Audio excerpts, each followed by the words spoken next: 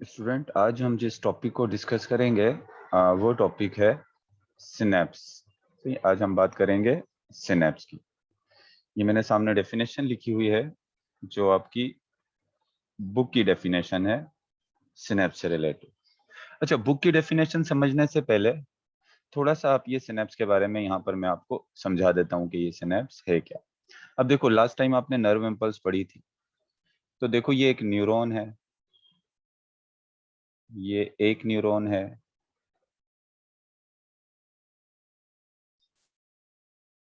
ये इस न्यूरॉन के डेंड्राइट्स हैं, ये इस न्यूरॉन का एक्सॉन है, और ये दूसरा न्यूरॉन है,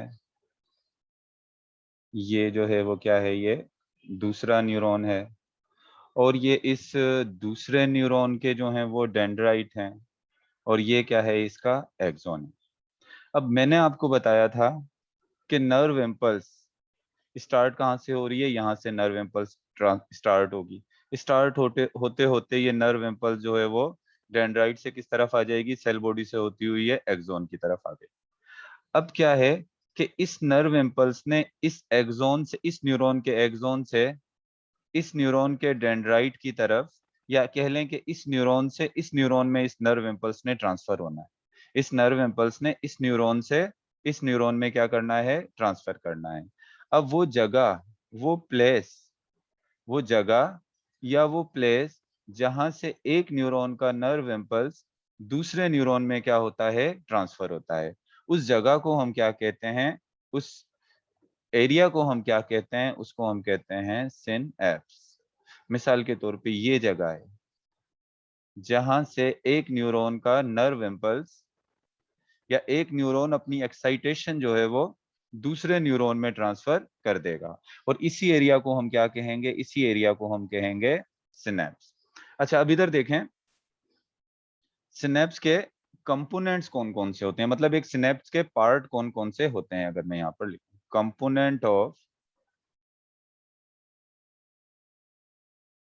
कंपोनेंट ऑफ सिनेप्स, सिनेप्स के कंपोनेंट कौन कौन से होते हैं, तो मैं यहाँ तीन कंपोनेंट लिख देता हूँ सिनेप्स के।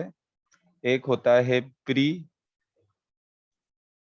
सिनेप्टिक मेम्ब्रेन, एक है इसमें सिनेप्टिक क्लेफ्ट, और लास्ट वन है पोस्ट सिनेप्टिक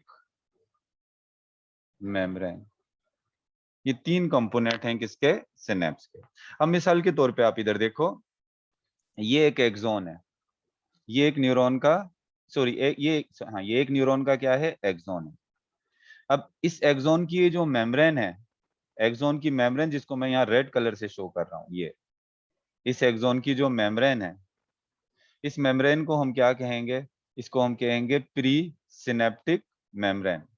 फिर दूसरा जो न्यूरॉन होगा जिसको ये इम्पल्स देगा, यानी जिसको इम्पल्स देगा वो क्या होगा, दूसरा neuron.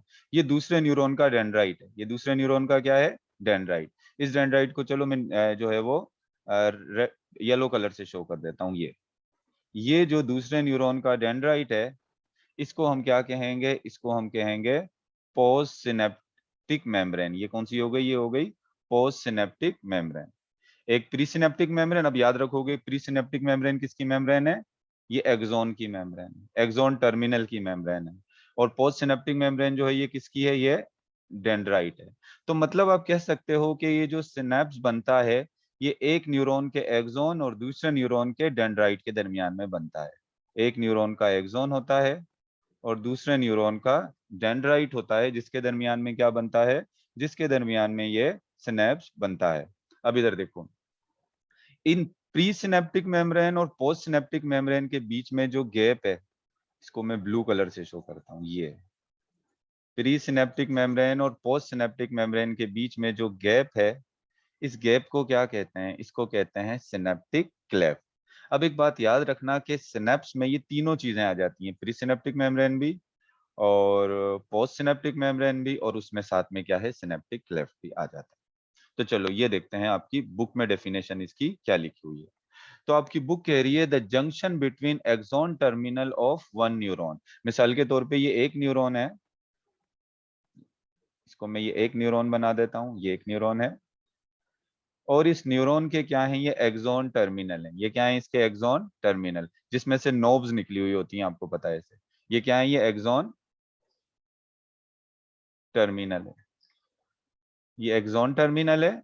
The junction between axon terminal of one neuron and the dendrite of another neuron. और ये दूसरे न्यूरॉन के क्या है, ये डेंड्राइट्स। ये दूसरे न्यूरॉन के क्या है, ये डेंड्राइट्स। These are dendrites.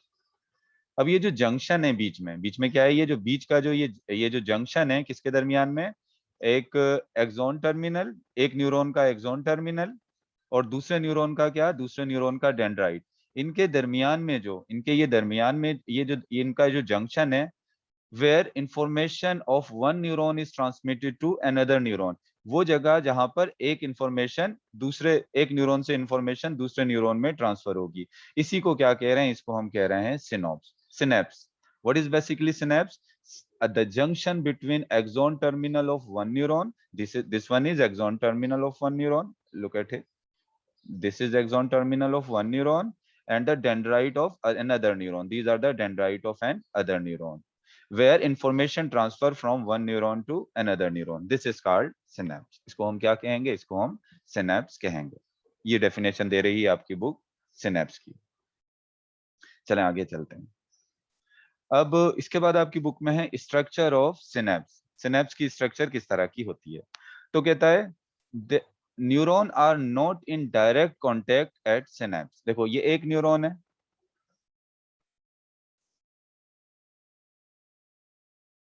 ये देखो ये एक न्यूरॉन है, एक न्यूरॉन का एक्सॉन है। अब मिसाल के तौर पे ये दूसरे न्यूरॉन का डेंड्राइट है, मैं एक ही डेंड्राइट बना रहा हूँ, ज्यादा डेंड्राइट नहीं बना रहा हूँ, जस्ट आपको समझाने के लिए। ये एक न्यूरॉन का एक्सॉन है और दूसरे न्यूरॉन का ये डेंड्राइट है। तो कहता है ये न्यूरॉन डायरेक्ट कांटेक्ट में नहीं होता, ये ऐसे आपस में ये मिले हुए नहीं है।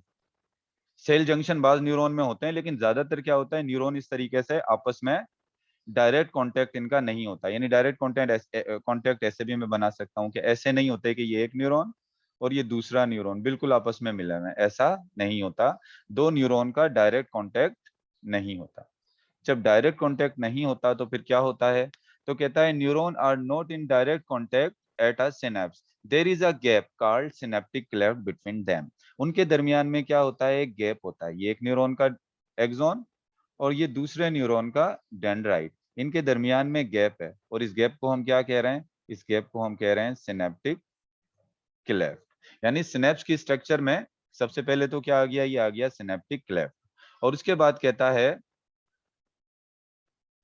a single neuron may form synapse with many incoming fibers of different neuron। अब देखें इसका मतलब क्या है, ये एक न्यूरॉन है, ये एक न्यूरॉन है। अब कहता है कि ये एक न्यूरॉन एक से ज्यादा न्यूरॉन के साथ क्या बना सकता है, a single neuron may form synapse with many incoming fibers of different neuron। मिसाल के तौर पे ये एक न्यूरॉन के डेंड्राइट्स आ रहे हैं, ये दूसरे न्यूरॉन के डेंड्राइट्स आ रहे हैं, ये तीसरे न्यूरॉन के डेंड्राइट्स आ रहे हैं। तो मतलब ये एक न्यूरॉन एक से ज्यादा न्यूरॉन के साथ सिनेप्स बना सकता है। मिसाल के तौर पे इसमें जो करंट आ रहा है, ये जो इम्पल्स आ रहा है यहाँ से, ये इम्पल्स वो इन सब में ट्रांसफर कर सकता है एक साथ। जैसे एक तार होता है ना, एक तार को आप बहुत सारे वायर से, केबल को एक केबल को बहुत सारे केबल से जोड़ सकते हो, सही है ना। एक केबल के आप बहुत सारे जो है वो क्या कहना चाहिए, कनेक्शन बना सकते हो। एक तार आ रहा है, उससे तीन चार तारों में करंट जा सकता है। तो सेम इसी तरीके से ये एक न्यूरॉन जो है वो एक से ज्यादा न्यूरॉन के फाइबर्स के साथ क्या कर सकता है, सिनेप्स जो है वो बना सकता है। ये बात याद रखिएगा, सिनेप्स जरूरी नहीं है कि सिर्फ एक न्यूरॉन एक एक्सॉन जो है वो सिर्फ एक ही डेंड्राइट की हद तक हो। ये एक से ज्यादा न्यूरॉन को जो है वो क्या कह सकता है, मैसेज जो है वो ट्रांसफर कर सकता है। A neuron which carry impulse toward a synapse is called presynaptic neuron। अब देखो कहता है कि ये न्यूरॉन, अगर आप देखें तो कहता है कि मिसाल के तौर पे ये न्यूरॉन है,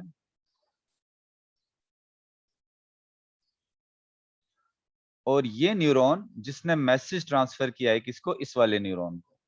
जिस न्यूरॉन से नर्व इम्पल्स ट्रांसफर हुई है, मिसाल के तौर पे नर्व इम्पल्स है, ये इस न्यूरॉन से ट्रांसफर हुई है इस न्यूरॉन को।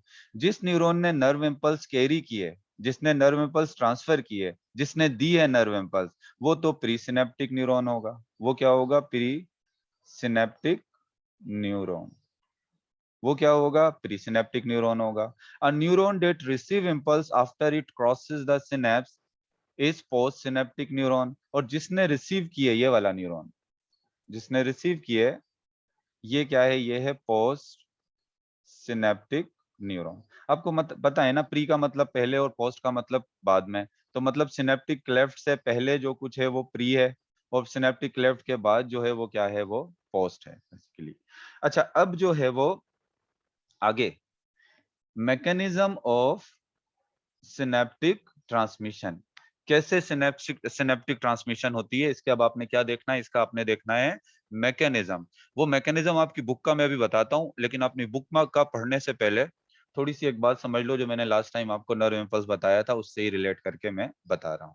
इधर देखो, क्या होता है कि ये एक न्यूरॉन है, ये न्यूरॉन का एक्सॉन टर्मिनल है। सही है? ये क्या है? Axon terminal. और एक्सॉन टर्मिनल से निकली हुई होती हैं कुछ नोब्स, ऐसे। बिल्कुल एग्जैक्टली उस तरह नहीं बना रहा हूँ, सिंपली आपको समझाने के लिए बता रहा हूँ। एक्सॉन टर्मिनल से निकली होती हैं क्या? ये नोब्स। सही। और ये दूसरा न्यूरॉन है, और ये दूसरे न्यूरॉन का क्या है? ये दूसरे न्यूरॉन का डेंड्राइट है। एक ही डेंड्राइट बना रहा हूँ। ये क्या है? ये डेंड्राइट है एक न्यूरॉन का, और ये एक्सॉन टर्मिनल है एक न्यूरॉन की।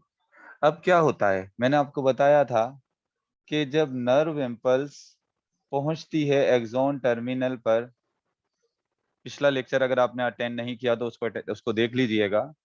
जब ये एक्सॉन टर्मिनल पर ये नर्व इम्पल्स पहुंची है, रेड कलर से क्या शो कर रहा हूं? ये नर्व इम्पल्स। नर्व इम्पल्स क्या होती है? सोडियम मूव करते हैं, जिसकी वजह से इसकी डीपोलराइजेशन होती है। तो जब यहाँ पहुंचती है, तो इधर एक्सॉन टर्मिनल पर कुछ लगे होते हैं कैल्शियम गेट, और वो कैल्शियम गेट क्या हो जाते हैं? ओपन हो जाते हैं।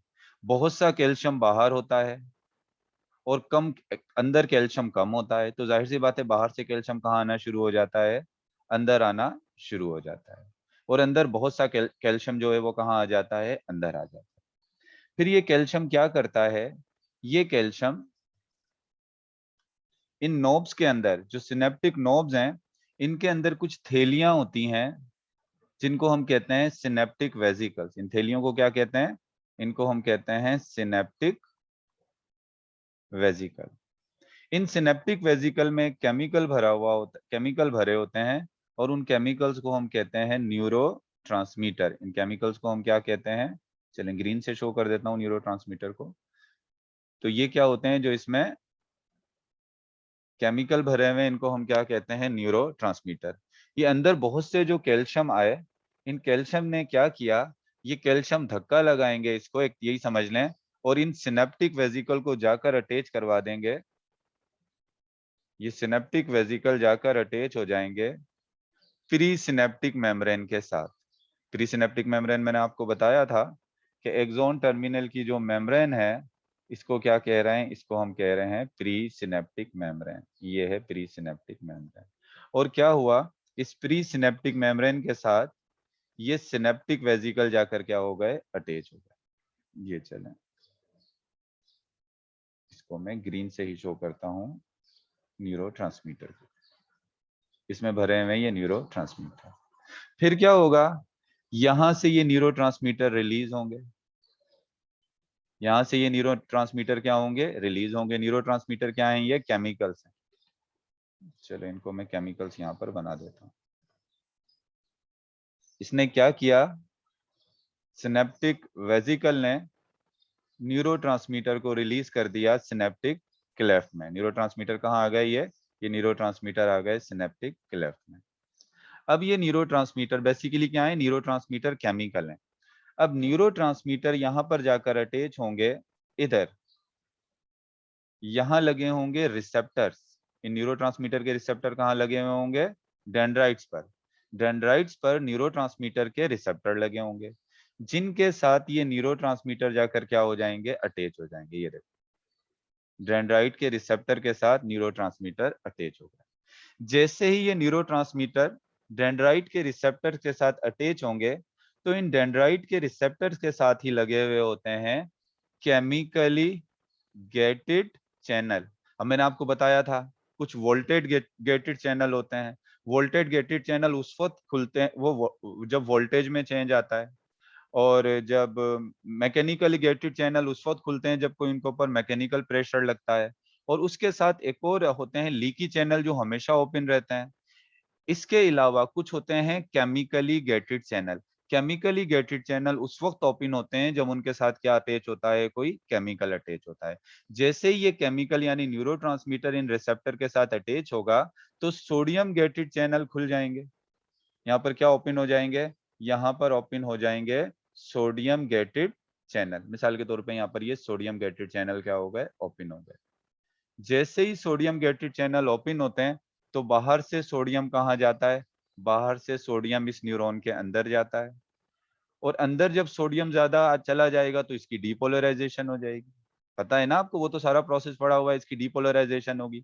इसमें भी करंट पैदा हो जाएगा और इसमें भी क्या हो जाएगा, नर्व इम्पल्स पैदा हो जाएगा। और वो नर्व इम्पल्स क्या होगा, आगे ट्रांसफर होता चला जाएगा। तो क्या है, सिंपल सी बात है, इसमें कोई मुश्किल चीज नहीं है। मैंने अभी आपको क्या बताया, मैंने अभी आपको बताया कि ये एक न्यूरॉन एक्सोन नोब है। मतलब समझ लो कि ये एक्सोन है। और इसमें इस न्यूरॉन को क्या कहोगे, इस न्यूरॉन को कहोगे प्री सिनेप्टिक न्यूरॉन। और इसकी जो मेम्ब्रेन है इस नोब की, इसको कहोगे प्री सिनेप्टिक मेम्ब्रेन। सही है। और ये दूसरे न्यूरॉन का डेंड्राइट है, जिसको आप पोस्ट सिनेप्टिक मेम्ब्रेन भी कह सकते हो। अब क्या होता है, जैसे ही जैसे ही नर्व इम्पल्स यहाँ पहुंचती है और वोल्टेज चेंज होता है, तो कैल्शियम गेटेड चैनल ओपन होते हैं और बाहर से बहुत सा कैल्शियम कहाँ आता है, अंदर आता है। और वो कैल्शियम क्या करता है, सिनेप्टिक वेसिकल्स को जाकर अटैच करवा देता है, किसके साथ, प्री सिनेप्टिक मेम्ब्रेन के साथ जाकर इनको क्या करा देगा, अटैच करा देगा। ये अटैच किसके साथ हो जाएंगे, प्री सिनेप्टिक मेम्ब्रेन के साथ अटैच हो गए। इनके अंदर भरा हुआ होता है केमिकल, और उस केमिकल को हम कहते हैं न्यूरो ट्रांसमीटर। फिर यहाँ से ये केमिकल वेसिकल कहाँ फेंक देते हैं, इस केमिकल को फेंक देते हैं सिनेप्टिक क्लेफ्ट में। ये कहाँ आ गया, सिनेप्टिक क्लेफ्ट में। फिर मैंने आपको बताया पोस्ट सिनेप्टिक मेम्ब्रेन पे कुछ रिसेप्टर्स लगे होते हैं, और उन रिसेप्टर के साथ कुछ केमिकली गेटेड चैनल भी मौजूद होते हैं। केमिकली गेटेड चैनल यानी वो उस वक्त ओपन होंगे जब इनके साथ कोई केमिकल क्या होगा, इनके साथ कोई केमिकल अटैच होगा। तो पोस्ट सिनेप्टिक मेम्ब्रेन के साथ जब न्यूरोट्रांसमीटर अटैच होते हैं, तो ये न्यूरोट्रांसमीटर तो केमिकल है ना, जैसे ही अटैच होते हैं तो उसी वक्त क्या होता है, ये केमिकल गेटेड चैनल ओपन हो जाते हैं। जैसे ये sodium chemically gated channel open हो जाते हैं, तो यहाँ पर क्या होगा, सोडियम जो है वो अंदर की तरफ जाएगा। और जैसे ही सोडियम अंदर की तरफ जाएगा, तो क्या होगा, ये वाला न्यूरॉन भी एक्साइटेड हो जाएगा, इसकी भी डीपोलराइजेशन हो जाएगी, मतलब अंदर पॉजिटिव चार्ज बाहर नेगेटिव, और ये करंट आगे ट्रांसफर होता हुआ चला जाएगा। तो यहाँ तक जो है वो मैंने बात अभी आपसे कर ली। तो चलें अब इसके बाद देखते हैं कि आपकी बुक में क्या लिखा हुआ है, मैकेनिज्म ऑफ सिनेप्टिक ट्रांसमिशन के हवाले से आपकी बुक जो है वो क्या कह रही है। अगर आपकी बुक में आपको जो है वो प्रॉब्लम हो रही है इसको पढ़ने में, तो मैं यहाँ पर आपकी बुक का जो है वो मेन पॉइंट जो है वो यहाँ पर आपको रीड कर कर जो है वो बता देता हूँ, और साथ साथ रीड करके मैं जो है यहाँ पर आपकी बुक से जो है वो समझा रहा हूँ। आपने क्या करना है, पेज नंबर 77 अपनी बुक सामने खोलकर बैठनी है ये पॉइंट समझने के लिए। तो सबसे पहले आपकी बुक कह रही है the movement of impulse across the synapse is called synaptic transmission। यानी ये जो इम्पल्स मूव करती है, ये एक न्यूरॉन है और दूसरा न्यूरॉन, इनके दरमियान में जो कम्युनिकेशन होगी, इस एरिया को क्या कह रहे हैं, इस एरिया को कह रहे हैं सिनेप्स। ये एरिया क्या कहला रहा है, ये एरिया कहला रहा है सिनेप्स। और कहता है कि इस सिनेप्स के जरिए ये जो मैसेज ट्रांसफर हो रहा है, और ये मैसेज केमिकली ट्रांसफर हो रहा है। मैसेज जो है यहाँ सिग्नल केमिकल सिग्नल है, यहाँ इलेक्ट्रिकल सिग्नल नहीं होता। इलेक्ट्रिकल सिग्नल तो यहाँ होते हैं, इधर एक इलेक्ट्रिकल सिग्नल है, लेकिन यहाँ जो केमिकल के जरिए ट्रांसफर हो रहा है। तो ये जो सिनेप्स के जरिए मूवमेंट होती है इम्पल्स की, तो उसको हम क्या कहते हैं, सिनेप्टिक ट्रांसमिशन। यानी ये जो ट्रांसमिशन है ये कौन सी है, ये है synaptic transmission. It takes place in the formation of a message which is transmitted across the synapse in the form of chemical messenger called neurotransmitter। तो कह रहा है कि यहां से जो मैसेज ट्रांसफर होगा, यानी ये जो सिनेप्टिक ट्रांसमिशन है, क्या है ये सिनेप्टिक। एक मिनट में इसको थोड़ा सा आपको पॉइंट्स लिखवाता जाऊं। ये जो है सबसे पहले आपकी बुक में यहाँ किसके बारे में बताया, सिनेप्टिक ट्रांसमिशन के बारे में। तो भी बात पता लग गई कि सिनेप्स से जब इंपल्स ट्रांसफर होगा तो उसको सिनेप्टिक ट्रांसमिशन कहेंगे। फिर कहता है क्योंकि ये जो इंपल्स है वो किसकी फॉर्म में, केमिकल्स की फॉर्म में जो है वो ट्रांसफर होती है। ये मैसेज जो होता है वो किसकी फॉर्म में जाता है, केमिकल मैसेंजर होते हैं। यानी सिनेप्टिक ट्रांसमिशन में जो मैसेंजर होते हैं वो इलेक्ट्रिकल नहीं होते। इसको भी, इस बात को मैं भी आपको समझाता हूँ। जो सिनेप्टिक ट्रांसमिशन में मैसेंजर जो है वो इलेक्ट्रिकल नहीं होते हैं, यहाँ पर केमिकल मैसेंजर होते हैं। कैसे मैसेंजर हैं यहाँ पर, बेसिकली केमिकल मैसेंजर हैं। और ये जो केमिकल मैसेंजर हैं, अब मिसाल के तौर पे आप इधर देखो, ये एक न्यूरॉन है और ये दूसरा न्यूरॉन है। देखो जब करंट आ रहा था, यहाँ पर जो करंट आ रहा था वो इलेक्ट्रिकल था, क्योंकि वो आइंस की वजह से आ रहा था, सोडियम आयन मूव कर रहे थे। यहाँ से भी जो जाएगा वो इलेक्ट्रिकल होगा। यहाँ करंट कैसा है, यहाँ इलेक्ट्रिकल है। यहाँ पर भी क्या है, इलेक्ट्रिकल। लेकिन इधर से इधर जो मैसेज ट्रांसफर हुआ है वो इलेक्ट्रिकल नहीं हुआ। यहाँ से यहाँ जो मैसेज ट्रांसफर हुआ है वो केमिकल ने किया है। वो किसने किया है, इंपल्स ट्रांसफर केमिकल ने किया है। कि यहाँ इलेक्ट्रिकल मैसेंजर नहीं है, यहाँ पर कौन सा मैसेंजर है सिनेप्स में, केमिकल मैसेंजर है। कौन सा मैसेंजर है, केमिकल मैसेंजर। यहाँ पर सॉरी, इसको मैं एक दफा फिर लिख देता हूँ। यहाँ पर केमिकल मैसेंजर है। तो पहली बात क्या हो गई, पहली बात हो गई सिनेप्टिक ट्रांसमिशन,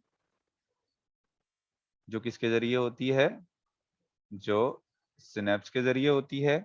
दूसरी बात हो गई कि ये मैसेज जो ट्रांसफर होगा वो केमिकल मैसेंजर होगा। और इन केमिकल मैसेंजर को हम कहते हैं बेसिकली न्यूरोट्रांसमीटर। इनको हम क्या कहते हैं, न्यूरो ट्रांसमीटर। इसके बाद आपकी बुक कहती है the typical one way transmission from one axon to the dendrite और cell body is due to the fact that the axon usually have several rounded synaptic knob at their distal end which dendrite lack। अब देखो ये पूरा जो sentence है ना आपकी book में जो लिखा है, इसका मतलब क्या है, ये कहना क्या चाह रहा है। देखो ये कहना चाह रहा है कि ये जो आपका ये जो एक्सॉन है, ये एक्सॉन है। अब कहता है कि जो मैसेज ट्रांसफर होता है ये एक्सॉन है और ये डेंड्राइट है। नर्व इंपल्स हमेशा एक्सॉन से डेंड्राइट की तरफ जाती है। कभी ऐसा नहीं होता कि डेंड्राइट से एक्सॉन की तरफ जाए। ऐसा क्यों होता है कि वो एक्सॉन से डेंड्राइट की तरफ जाती है, डेंड्राइट से एक्सॉन की तरफ नहीं जा सकती। इसका इसका इससे ये रीजनेबल क्वेश्चन भी आपसे पूछा जा सकता है, इसकी वजह क्या है। तो इसकी वजह आपकी बुक ये बता रही है कि इसकी वजह ये है कि बेसिकली जो एक्सॉन टर्मिनल होते हैं, यहाँ पर इस मिसाल के तौर पे अगर ये एक्सॉन टर्मिनल है, तो एक्सॉन टर्मिनल के अंदर कुछ थैलियां होती हैं, कुछ वेसिकल्स होते हैं, जिनको हम कहते हैं सिनेप्टिक वेसिकल्स। और सिनेप्टिक वेसिकल्स के अंदर भरा हुआ होता है न्यूरोट्रांसमीटर, केमिकल भरे होते हैं जिनको हम कहते हैं न्यूरोट्रांसमीटर। और ये न्यूरोट्रांसमीटर ने ही मैसेज ट्रांसफर करना होता है एक न्यूरॉन से दूसरे न्यूरॉन में। तो डेंड्राइट के पास तो ये न्यूरोट्रांसमीटर है ही नहीं, तो वो कैसे ट्रांसफर करेंगे। तो डेंड्राइट से एक्सॉन की तरफ ट्रांसफर हो ही नहीं सकता, हमेशा से एक्सॉन से डेंड्राइट की तरफ ट्रांसफर हो सकता है। एक्सॉन के पास ऐसी कौन सी चीज है जो ट्रांसफर करती है, सिनेप्टिक वेसिकल। और सिनेप्टिक वेसिकल में कौन सी चीजें जो मेनली ट्रांसफर का काम कर रही हैं, वो होते हैं बेसिकली इसके अंदर न्यूरो। तो यहां तक ये बात हो गई। And when nerve impulse reach a knob, some of the vesicle respond by releasing neurotransmitter, shows the following numbered sequence। कहता है जब नर्व इम्पल्स यहां पर आती है, किस जगह आती है, जब एक्सॉन टर्मिनल पर आती है, तो ये क्या करेंगे, ये जो है न्यूरोट्रांसमीटर रिलीज करना शुरू कर देते हैं। कौन रिलीज करना शुरू कर देते हैं, सिनेप्टिक वेसिकल। तो उसके बाद कहता है कि कुछ इसको पॉइंट्स के अंदर, मतलब इन्हीं यही चीजें जो हैं इसमें आपकी बुक में जो है वो इसको किसमें बताया है, कुछ पॉइंट्स में इस सीक्वेंस को समझाया है। अब पॉइंट्स के अंदर देखो, सबसे पहला जो पॉइंट है, an action potential, an action potential arrived at synaptic knob. सबसे पहले क्या होता है कि इसमें अगर हम सीक्वेंस की इसकी बात करें तो इसमें क्या हो रहा है कि action potential arise at synaptic knob. अब मिसाल के तौर पे ये एक सिनेप्टिक नोब है, एक ही सिनेप्टिक नोब में बना रहा हूं सिर्फ यहाँ पर। जब एक्शन पोटेंशियल यहाँ पर अराइज होगा, एक्शन पोटेंशियल का मतलब करंट, वोल्टेज जब चेंज हो रहा है ना, करंट, जैसे सोडियम आयन मूव करते हुए जब यहाँ पर आए, करंट यहाँ तक जब पहुंचा, ये नर्व इम्पल्स, ये क्या है, ये इलेक्ट्रिकल पोटेंशियल है। और वो कहाँ अराइज हुआ, वो अराइज हुआ कहाँ पर, बेसिकली जो है वो नर्व इम्पल्स की तरफ जो है वो एक्सोन टर्मिनल की तरफ जब वो आता है। इलेक्ट्रिक पोटेंशियल को यहाँ पर रेड कलर से जो है वो क्या किया जा रहा है, शो किया जा रहा है। Calcium channel open in the pre synaptic membrane. ये जो प्री सिनेप्टिक मेम्ब्रेन है यहाँ पर, इस प्री सिनेप्टिक मेम्ब्रेन के यहाँ पर जो कैल्शियम चैनल है वो क्या हो जाएंगे, ओपन हो जाएंगे। क्योंकि कैल्शियम बाहर बहुत ज्यादा है, अंदर कम है, तो बाहर से कैल्शियम कहाँ जाएगी, अंदर जाएगी।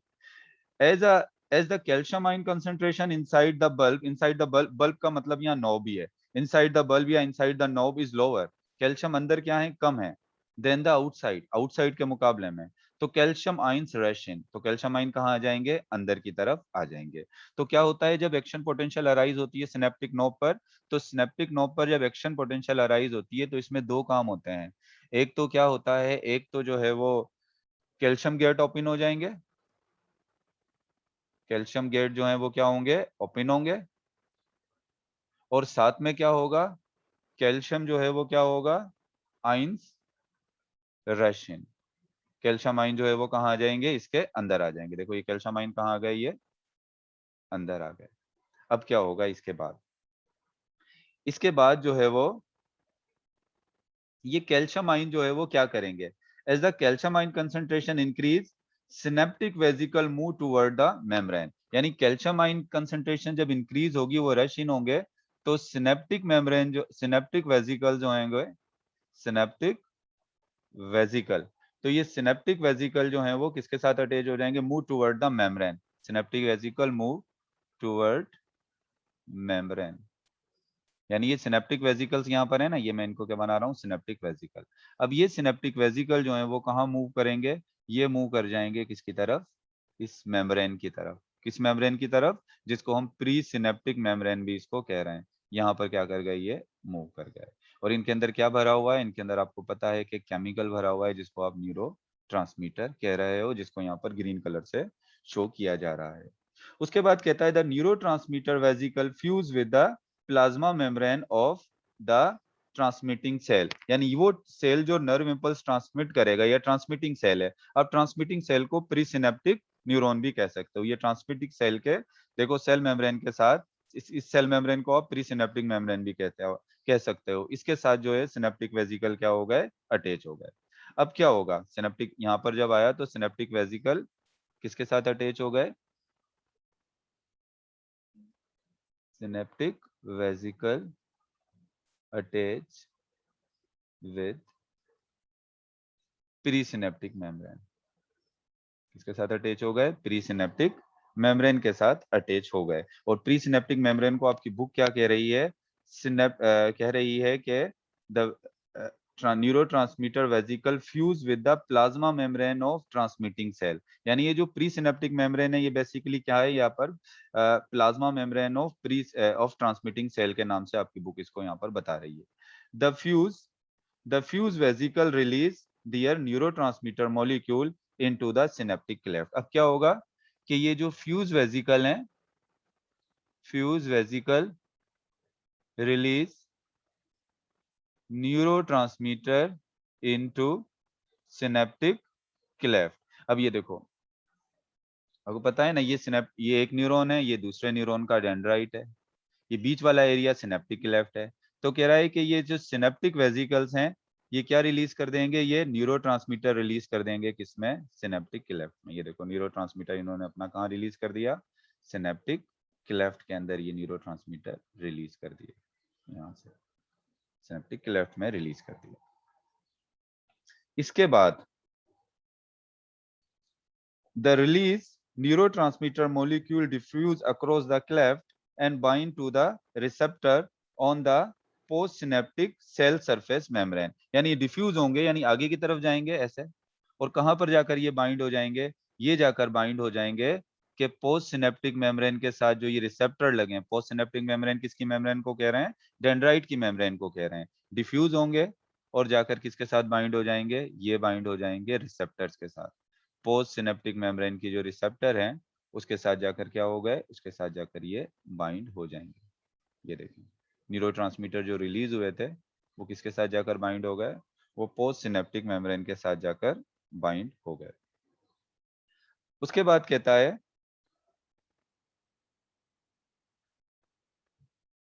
the released neurotransmitter molecule diffuse across the cleft and bind to the receptor molecule on the postsynaptic। ये हो गया बात।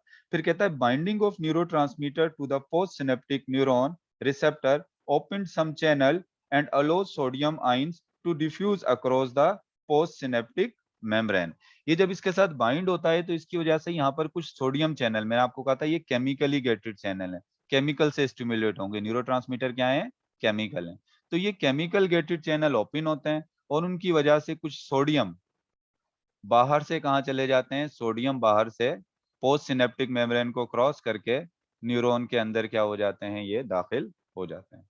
पोस्ट सिनेप्टिक मेम्ब्रेन को क्रॉस कर वो न्यूरॉन के अंदर क्या हो गए? दाखिल हो गए across the।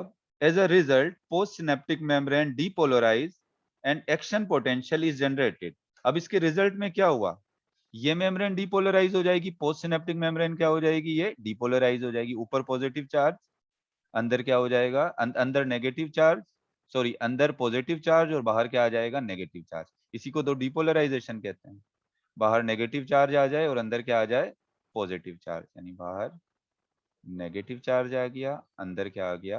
Positive charge. जैसे ही ये डिपोलराइजेशन हुई, चार्ज का डिफरेंस आया, तो वही एक्शन पोटेंशियल कहां जनरेट हो जाएगा? इसमें भी जनरेट हो जाएगा। और सेम इसी तरीके से इस न्यूरॉन से दूसरे न्यूरॉन में, दूसरे से तीसरे न्यूरॉन में ये नर्व इम्पल्स जो है वो क्या होती रहेगी? कंडक्ट होती रहेगी। Since the depolarization bring membrane potential toward threshold level, it is called excitatory postsynaptic potential। अब देखो यहाँ पर क्या कह रहा है ये यहाँ पर, since the depolarization bring the membrane potential। अब देखो मैं इसको इरेज करता हूं दोबारा, इधर देखो। अब देखो ये जो डीपोलराइजेशन हुई है, ये डीपोलराइजेशन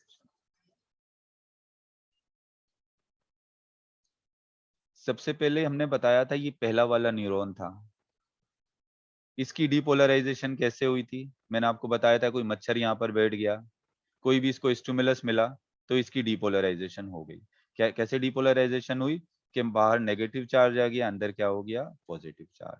फिर ये जो दूसरा न्यूरॉन है इसकी भी डीपोलराइजेशन हुई, बाहर नेगेटिव चार्ज आ गया, अंदर क्या हो गया? पॉजिटिव चार्ज आ गया।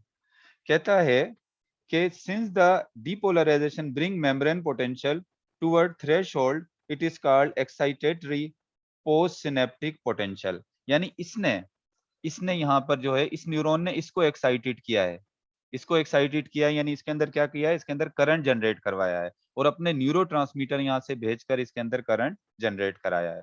और इसका जो थ्रेशोल्ड है, मतलब एक मिनिमम जो पोटेंशियल चाहिए था इसको अपना इलेक्ट्रिक पोटेंशियल जनरेट करने के लिए, तो इसका जो थ्रेशोल्ड लेवल है, इट इज कॉल्ड एक्साइटेटरी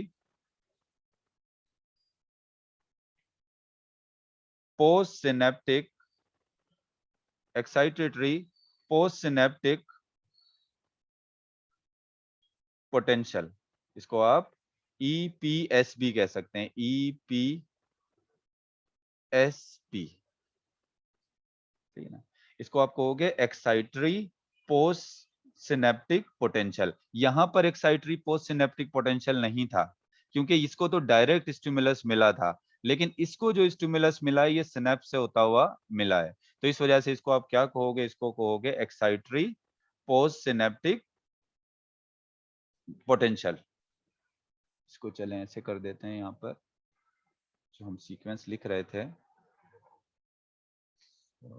ये मैकेनिज्म। चलो इसी मैकेनिज्म को कंटिन्यू कर रहे हैं, यहां तक बात हो गई। इसके बाद once the neurotransmitter have acted on post synaptic membrane, यानी कहता है एक दफा जब न्यूरोट्रांसमीटर किस पर एक्ट कर लेते हैं, पोस्ट सिनेप्टिक मेम्ब्रेन पर।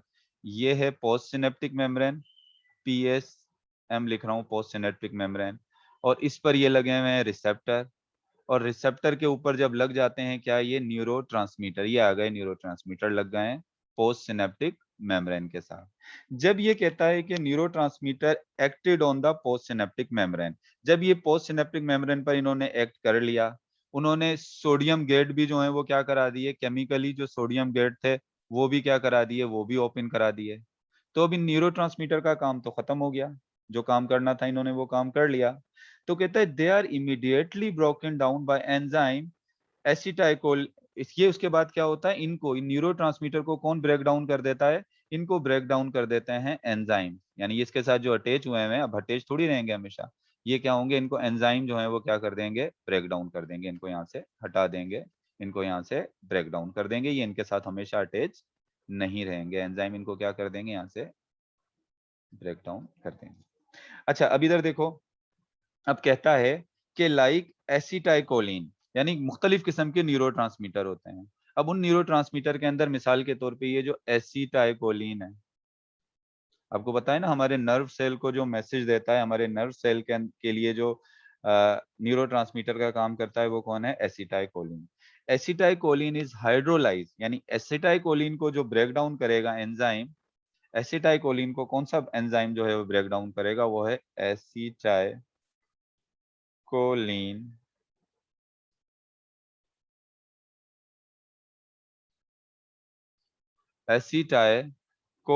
इसको ब्रेक डाउन करेगा एसिटाइकोलिनी कोली एस्टिरेस, एसिटाइकोली कोलिन एस्टिरेस जो है वो एंजाइम क्या करेगा, इसको बेसिकली जो है वो ब्रेक डाउन करेगा, एसिटाइकोलिन को ये एंजाइम करेगा। फिर एक और न्यूरोट्रांसमीटर लिखा हुआ है, एक और न्यूरोट्रांसमीटर जो हमारा होता है वो है एड्रेनालिन। एड्रेनालिन आपने हार्मोन भी पढ़ा होगा, और ये न्यूरोट्रांसमीटर के तौर पे भी काम करता है। एड्रेनालिन को जो एंजाइम हाइड्रोलाइज करता है वो है मोनो एमाइन ऑक्सीडेज, ये। तो ये इसको जो है वो, अब याद रखने वाली बातें कौन कौन सी हैं, तुमने कौन कौन सी बातें याद रखनी है, एक तो तुमने ये कंपोनेंट याद रखने हैं, आपने आपने ये याद रखना है कि प्री सिनेप्टिक मेम्ब्रेन किसको कहते हैं, पोस्ट सिनेप्टिक मेम्ब्रेन जो है वो किसको कहते हैं, सही है। जो सिनेप्स बनता है वो एक न्यूरॉन के एक्सोन और दूसरे न्यूरॉन के डेंड्राइट के दरमियान में बनता है, ये बात आपने याद रखनी है। फिर आपको ये इसका जो है वो पोस्ट सिनेप्टिक न्यूरॉन किसको कहते हैं और प्री सिनेप्टिक न्यूरॉन किसको कहते हैं, ये बात याद रखनी है। और ये भी याद रखना है कि ज्यादातर न्यूरॉन डायरेक्ट कनेक्शन में आपस में नहीं होते। फिर एक और बात, फिर इसका मैकेनिज्म पूरा याद रखना है, किस तरीके से जो है वो, सबसे पहले जब एक्शन पोटेंशियल आएगा, किसमें एक्शन पोटेंशियल जब न्यूरॉन की तरफ आएगा, तो उसमें क्या होगा, उसमें सबसे पहले कैल्शियम गेट ओपन होंगे, फिर कैल्शियम गेट ओपन होंगे तो कैल्शियम अंदर आ जाएगा, कैल्शियम अंदर आके क्या करेगा, सिनेप्टिक वेजिकल को खींच के जाकर अटैच करवा देगा, फ्यूज करवा देगा, किसके साथ जाकर फ्यूज हो जाएगा, वो प्री सिनेप्टिक मेम्ब्रेन के साथ। फिर उन सिनेप्टिक वेजिकल से केमिकल रिलीज होंगे जिनको न्यूरोट्रांसमीटर कहते हैं। न्यूरोट्रांसमीटर जाकर किसके साथ अटैच होते हैं, पोस्ट सिनेप्टिक मेम्ब्रेन की जो रिसेप्टर होते हैं उनके साथ अटैच होते हैं। आपसे पूछा जाए वो पोस्ट सिनेप्टिक मेम्ब्रेन के साथ जब अटैच होते हैं तो उससे क्या चेंज आता है, उससे चेंज ये आता है कि कुछ चैनल ओपन हो जाते हैं, sodium gated channel, chemically sodium gated channel open हो जाते हैं और सोडियम अंदर चला जाता है। जब सोडियम अंदर चला जाता है तो उसकी वजह से जो है वो फिर ऑटोमेटिकली वो पूरा जो है उसका पोलराइजेशन जो है वो डीपोलराइजेशन की तरफ चली जाती है, कौन से न्यूरॉन की, पोस्ट सिनेप्टिक न्यूरॉन की। फिर एक्साइटेटरी पोस्ट सिनेप्टिक पोटेंशियल जो है वो क्या होता है, वो मैंने आपको भी बता दिया है। इसके अलावा ये याद रख लेना कि ये जो एंजाइम्स, ये जो न्यूरोट्रांसमीटर होते हैं, एसिटाइकोलिन, इसको कौन सा एंजाइम हाइड्रोलाइज करता है, एड्रेनालिन जो है इसको कौन सा एंजाइम हाइड्रोलाइज करता है।